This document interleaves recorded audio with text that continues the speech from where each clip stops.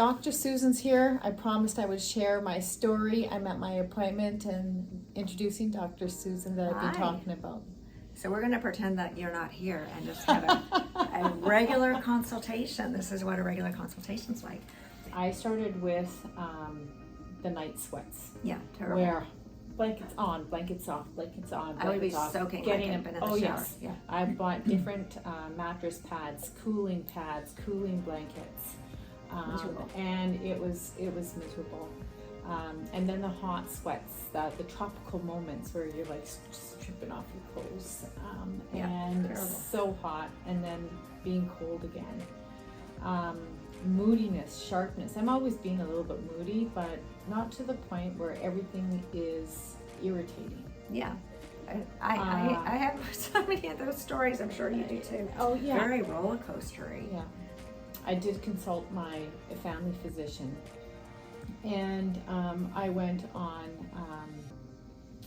Probably a Flexor. Might yeah. be. Yeah, Flexor's that's what- one of yeah. the drugs in the same family as Prozac. It's an SSRI. Yeah. Okay. So it does blunt hot flashes. That's all it does, though. It doesn't have any of the other benefits Exactly. of hormones. And then it can knock out your sex drive. It can cause weight loss. So and it it's didn't. better than nothing. But It didn't.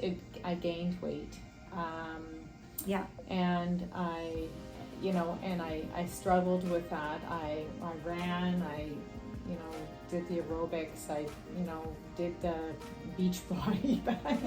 weight gain is miserable. And I just struggled with it. And then I said, okay, I'm done with the hot flashes. I had my hormones tested. I've gone to the specialists that deal with Endocrinologist. Yes. Yeah. And I'm always coming back in the normal ranges. So they dismiss that anything's wrong, but there's something wrong with me. Endocrinologists have a great place. Yeah. They don't specialize in general, with very few exceptions, in menopausal hormone management. They're mostly dealing with thyroid and diabetes and other complex hormone abnormalities. But regarding menopause, if you drew my blood, if I wasn't taking anything, I would have 0 estrogen, 0 progesterone, 0 testosterone, and all of that would be read as normal because it's normal for age. So the labs present their results in terms of your age. Okay. So if you're just scanning down and your labs are also 0, Yeah. one might say, oh, they're normal, because that is normal for our age if normal is common, but normal isn't always optimal. Yeah. So I like differentiating between normal and optimal, because clearly you've been told things were normal and they're certainly not optimal. Traditional medicine, and I was in traditional medicine for more than 20 years, and that was the way we approached things. We were sort of looking at the lab ranges and waiting to see someone fall outside of them, which really requires you being really sick Right. instead of trying to stay in the optimal range. So the idea of inspiring wellness rather than preventing sickness is a huge shift in Western health care. Yes, I agree. That's just not what we do. We wait till you get sick and put a Band-Aid over it instead of preventing illness. Temporary fix. Right, Yeah. and so backing up and preventing illness is such a better idea. Yeah. So Yeah. that's what we're doing. So I agree with you. I mean, your hormones are normal, Yeah. but definitely not optimal. They're not optimal. And some of them are not That's even normal. I'm going to show you some that are not even normal. Okay, good. But I'll reintroduce those that we've lost in a way that is only beneficial without any downside. So when we're talking about menopausal hormones, we used to make estradiol. That's the primary estrogen that we make. Testosterone, which has been ignored for women. Some women think we don't have testosterone. We actually make more testosterone as women than estradiol. Very interesting, it's just because the units of measurement are different, but very important hormone, and it drops to very low levels. So estradiol, testosterone, progesterone, so those 3 hormones we were making tons of when we were young and fertile, ever since puberty. Granted, they went up and down with our cycle, but always present, lots of them there. And for most people, that was the highest level of health. We had more energy, we had fewer diseases, we felt better, our weight was easier to manage, we had good sex drive. Like all of those things were present when we had high levels of hormones. And then when they disappear rapidly, so it sounds like me, it was in your late 40s. Yeah. I think about the transformational, the way in which these hormones can transform us really cannot be understated. You can't just take them away overnight and expect to feel good. that's kind of what happens with menopause, and we're just taught to, you know, keep quiet and carry on. And just embrace it and just think that this is supposed to be life. It's just right? normal, and you're fine. That's what I'm struggling with, right? Yeah. And I regret I may have said that in the past before I knew better too, when I was a younger doctor, but when other physicians, like perhaps the one you mentioned, they're like, oh, you're normal, you're fine, this is just a part of life you'll get used to and what have you. It's really dismissive, I think, because there's such an easy cure for all of these symptoms that doesn't expose us to any risk and actually prevents a bunch of other diseases. So I'm all for feeling good, and you know, I think all of us have a goal, I certainly do, of living a long time, but in a really healthy state, and then dying really quickly. Wouldn't that be the dream? Now we can't guarantee it. No, we can't. But what we can do is certainly set it up to be possible. Right. On the other hand, to address that is now, because we can make those changes now, but trying to make them when we're 70 is really difficult. Yeah. We have our little list of conversation starters, and you might have a lot more or different ones, but I had all of these at some point. Well, I'm flabbergasted all when number one is like the first stage, before we even get here, we have to do the blood tests and how thorough the tests are, and things that I've never seen being taken before. Yeah. This is the first time, so it's going to be interesting, the results that we go through. Yes, I'm excited about that too. Traditional, again, I was in traditional medicine for years, and there's a very standard panel of just general stuff we check, and many of us might pass all of those, but there's so many little details missing from that where we can have significant lack of optimization or even illness that's just being missed, as you will find some for you, as I did for me, but stuff that you can improve. And then also not, regarding the lab tests, not just looking at this reference range, which is always on that right side of the page, and so the suggestion is, so long as you're in that range, you're fine. Yeah. Which is so false, because that range is simply... It's so large. What it is 95% of their clients fall within that range. That's all that's saying. Now, for different labs, it might be ideal to be at the bottom, like insulin. We want to be really low.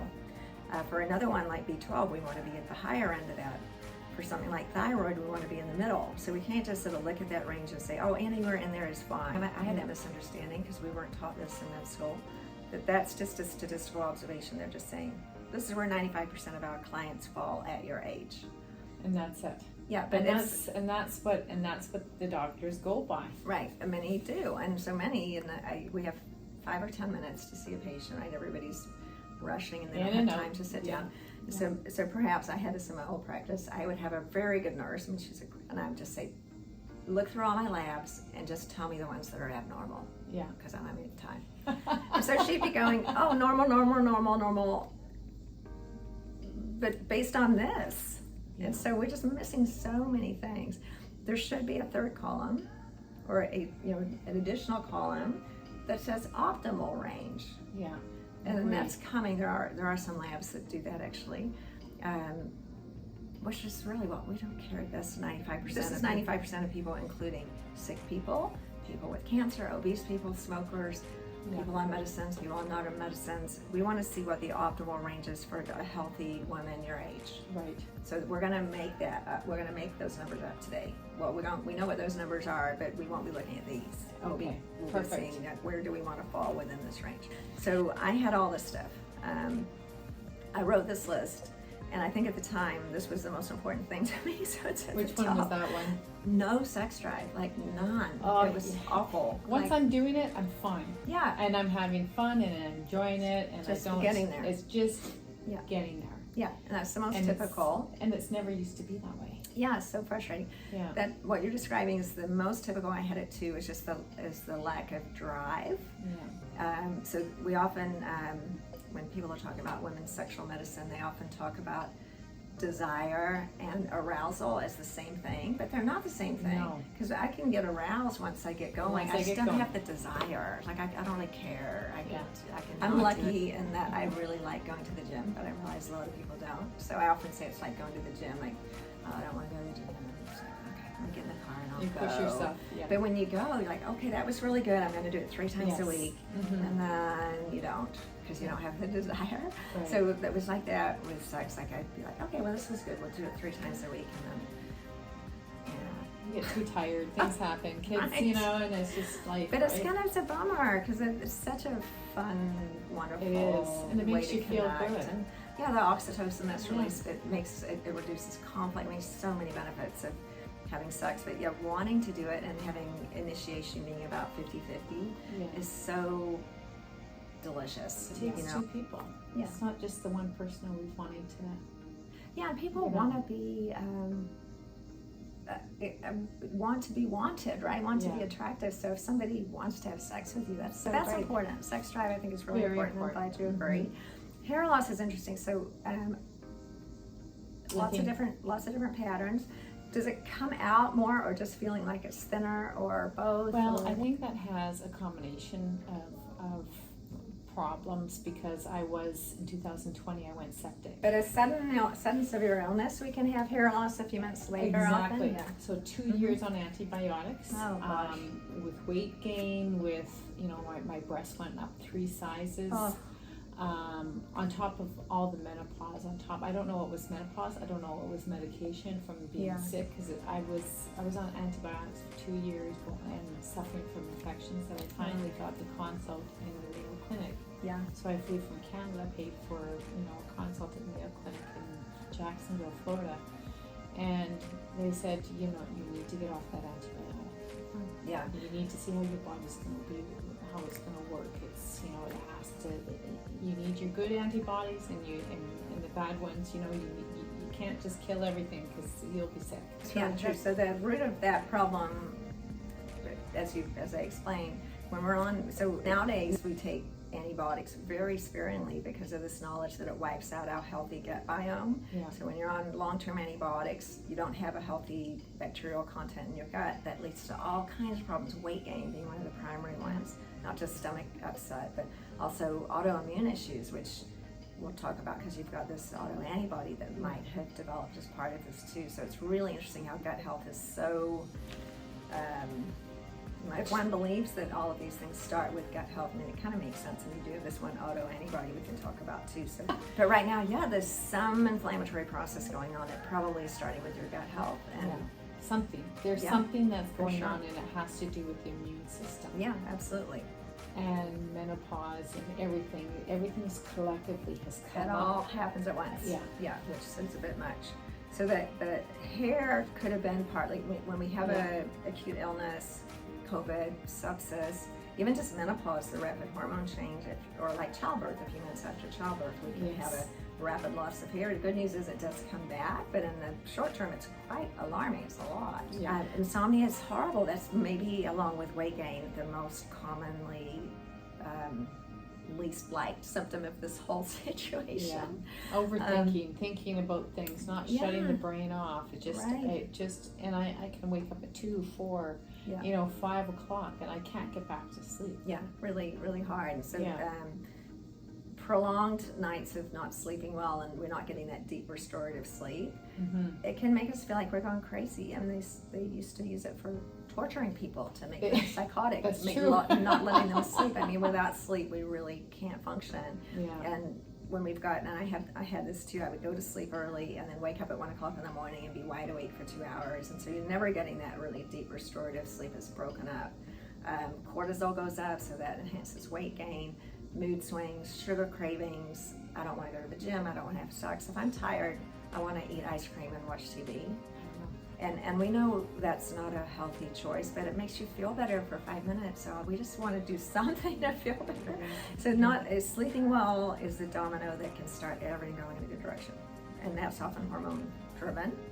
And joint pain is interesting because we can have it for lots of reasons. Of course, it could be from an injury or overuse or a lot of. And the hormone depletion can often enhance joint pain. It's really common for women with minor or manageable joint pain for it to get significantly worse with hormone depletion. So hormone replacement, I can't say it would fix that, because you obviously have some anatomic changes there too, but it would certainly improve it.